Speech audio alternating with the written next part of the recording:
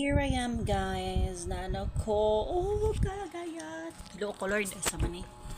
Ay, mukha pa yung biyahe, pero laban lang. So, naakoy mga fruits, gikan sa bukid, o gikan diri. Nagbunga na gid akong mga tinanom. Yes, mga tinanom na ko ni siya guys. Kining, tawag ani kay passion fruit. Passion fruit. Ambot lang kasi kabalo mo sa kung paglaglag bitaw. Kaning passion fruit murag taga bukid nun or miss or lang jud siguro ang mas nakasayod ani. Maingon sila mga taga Misamis Oriental, usually mayon sila nga mo lang childhood food or no childhood snack sa basta mo na siya pa-explain. Maingon sila childhood food na lang. Okay, bisan ako sa kuan ako sa una mo uli mi sa elementary kay pagpalit mi dito piso kini siya abrihan din ni ante itong tiguwang na namaligyan ni yari mo nagagasin tamis ka o yudo promote ka tong time na sa akong pagumangkon kay murag wala na ni then karon na dayon nga namin yun ako ayaw pa siya ni Bolly na hantod ka tanong jud ko ani kabalo mo guys sa mo akong ginabuhatan ni gina-juice na mo niyo siya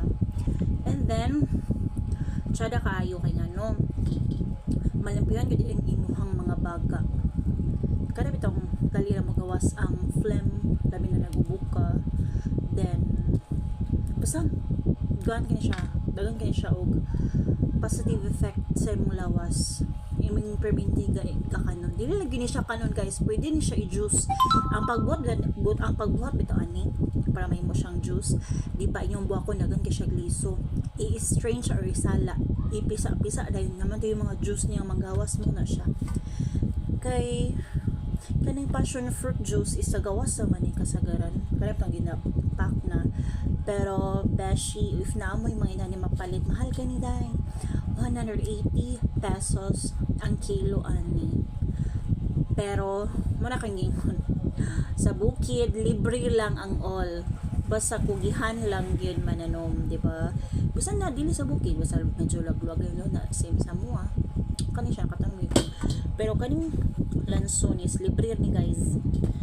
actually pura-pura jud kog lansones basta masaka kog bukid pero di kay siya nako kuan ka ng favorite pero kakaon ko ang kanya akong gidala dili siya kuan di pa ka siya hinog kay gi-harvest na ni siya kay dagan manggod kayo kag